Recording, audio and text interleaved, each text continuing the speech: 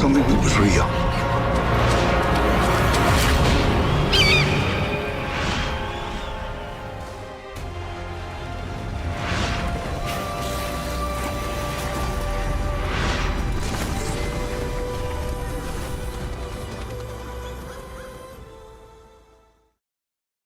Yo, what is up, YouTube? This is Gamer vs. Tech, and I'm Cameron.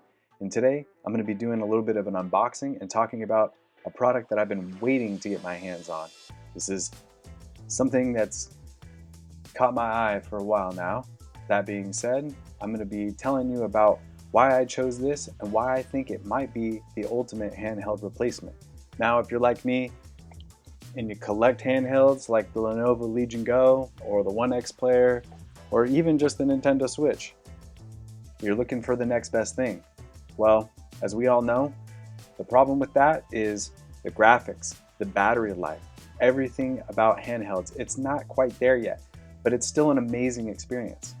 What if you could have that, maybe in a slightly larger form factor, but dedicated graphics and portability?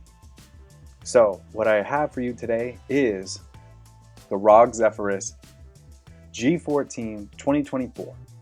Now, there's a few versions of this. To kind of give a little bit of backstory, the G14's been out for a while.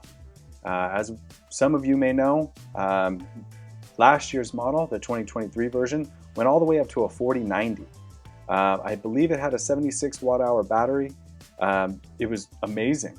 It was super quiet. It gamed really well, but unfortunately, as ASUS has said, not a lot of people bought the 4080 and the 4090 editions of that laptop.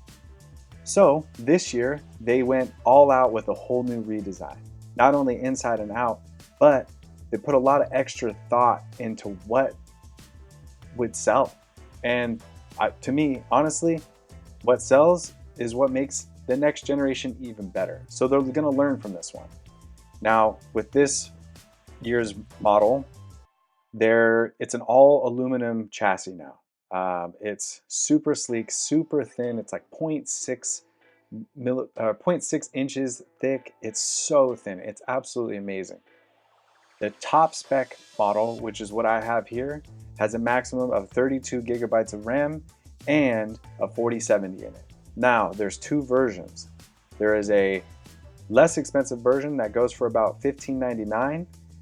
That has a 4060 in it and 16 gigabytes of RAM. Now I know what you're thinking, and you may have already heard, but this year's version only has either 16 or 32. There's no upgradability.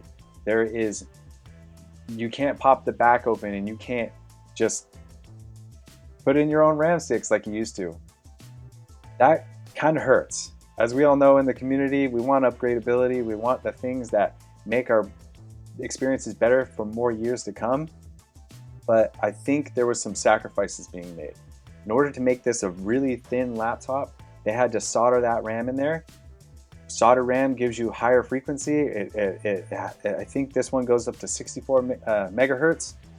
Not sure about that, but it is soldered, so I can't upgrade that. The one reason I did not go with the 16 gig spec is because I don't think 16 gigs is enough. A lot of people out there, they're doing reviews, they're saying that 16 gigs is fine. That being said, I don't think it is fine because I'm trying to replace my handhelds. If I'm going to replace my handhelds, let's say I'm using this on my lap or I'm out and about, and I want to turn off that discrete graphics, that 4070, I can switch over to the iGPU, that comes with the Ryzen 9 8945HS. That's a mouthful. That has the 780M graphics integrated. When you switch off that dedicated GPU, it's only going to be using that APU. Now, more RAM technically means more theoretical VRAM, and more theoretical VRAM on the iGPU will give you some slightly better frames. The reason why I might want to turn off that dedicated GPU is because I want the battery to last and I want my gaming experience to last. Now, if I only have about an hour of my time, sure, I'll turn on the 4070 and I'll game with that and get great FPS. But I want to take this on like a long flight, on a long road trip. I want to take this and just game on it for a minute. And if I want it to compete with the battery life of a handheld, which, like, let's say if I'm pulling out the OLED Steam Deck, I get great battery life on the OLED Steam Deck. I could play Elden Ring at 60 FPS on the OLED Steam Deck for hours. So I want to try to compete with that. Now today is just going to be an unboxing. I'm not gonna be showing you OBS screen record. I'm not gonna be doing any of that. I'm just gonna take a look at this beautiful machine because I'm super excited. And my #1 goal on this channel is to show you the next best tech and to tell you whether or not it's worth it. I can tell you right now that I've done a lot of research for you guys. So stay tuned. Let's get this going. As you can see here, fresh.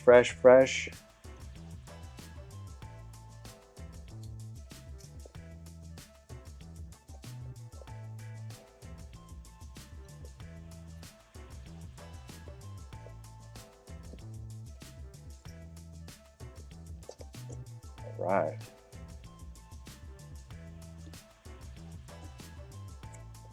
Beautiful packaging, as always.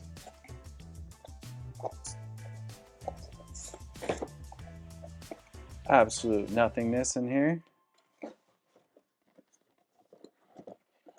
And an ultra slim box. I mean, if you were to tell me that this has a laptop in it, that's amazing. I'm assuming this is going to be our power brick, which they went with an even lower profile power brick this time. Let's get this big old box out of the way. Bam. Accessories first because you save the best for last, right? All right, look at this power brick. Jeez, how thin that is.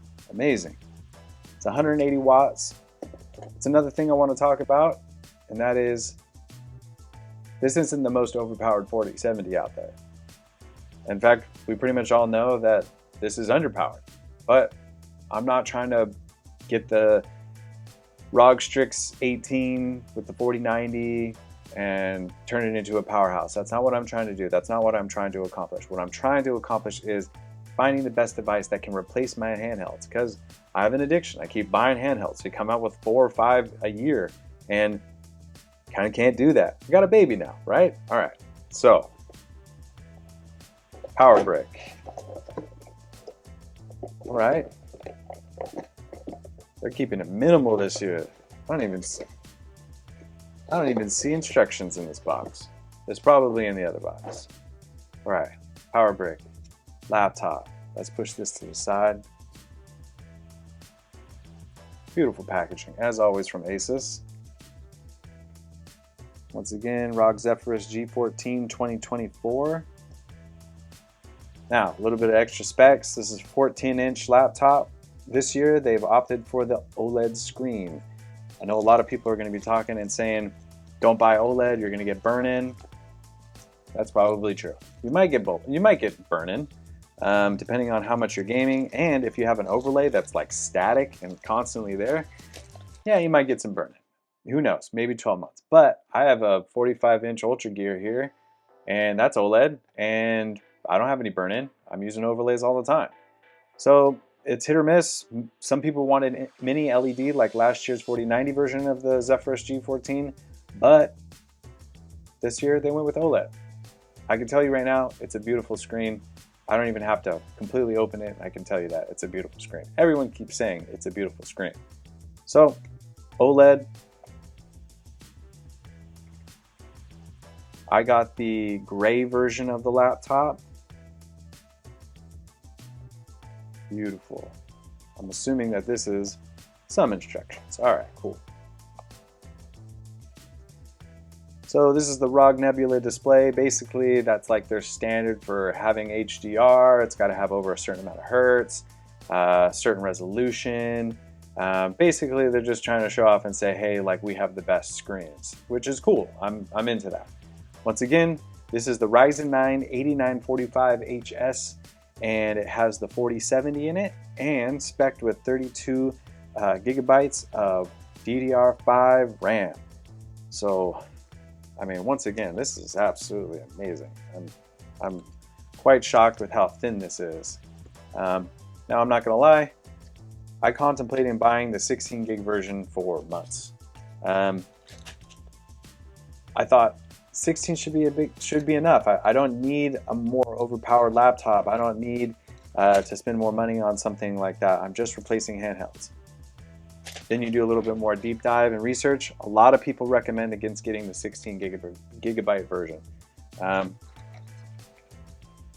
don't want to regret my decision, both cost-wise and hardware-wise. So that being said, I went with the 32 gigabyte version because I think ultimately this will make it a little bit more future-proof, especially with more demanding games. Who knows? Let's see. Once again, this is absolutely beautiful. This year they don't have that animatrix shell to the top of it that had like LEDs all over. There's no animation. All they have is this light bar that you can tweak in the Armory Crate software.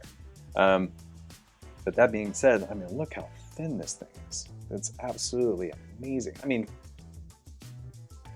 like insane, super crazy.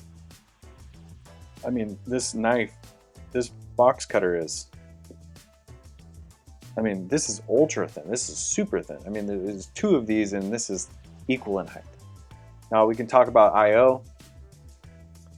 We've got USB-A, we've got HDMI, we've got the proprietary power in. There's USB-C, I believe. This one is a USB 4. There's a 3.5 millimeter audio jack. Should be another USB-C on the back or on the side. I believe this is 3.2. Another full-size USB-A and a micro SD card reader. Another comparable laptop is the Razer Blade 14, 2024. Pretty much the same specs, 32 gigabytes, 4070, but the Razer Blade 14, you can upgrade the RAM, I believe to like 96 gigs, which is pretty rad. That being said, doesn't have as nice as a screen. It doesn't support full HDR like this one does. This one, the G14, has a faster response time, and the Blade 14 doesn't have a micro SD card reader. The Blade 14 does, however, have two USB 4 ports, but I do believe this is the better device. You hear ups and downs about both brands. Some people swear completely against ASUS. Some people swear completely against Razer. But I think ultimately it comes down to like, what are your needs? And today, my needs are, let's replace my handhelds. So I got something that is ultra thin, ultra small. For comparison, let's go ahead and put the Lenovo Legion Go. Don't mind the smudges and stuff, but look at that. Almost the same length. I mean, we're half an inch off in length. The Lenovo Legion Go is thicker than this. That's wild. That's absolutely wild to me. I'm not going to turn the device on today. What I'm going to do is I'm just going to open it. I'm going to look at it. We're going to see it together. First time, both cracked. Wonderful. I mean, absolutely. That gray color. I'm not a white laptop person. Never will be. I do really like the look of the gray though. The gray looks awesome. And the feel, I mean, this metal, this aluminum, instead of the magnesium alloy that they did last year, it just feels so much more solid, totally. As far as the keyboard goes, very tactile, not sticky, very quiet. So when I'm hammering away, trolling people next to my wife while she's sleeping in bed, she can't hear me. Another plus. But it's absolutely amazing. I can't believe that they were able to pack this much power into something so small. Now, as far as upgradability goes, we all know, as I said before, you can't upgrade the RAM. But there are two things you can upgrade, and I have them right here. First, we could start off with the Samsung 990 Pro. This is a 2 terabyte version SSD.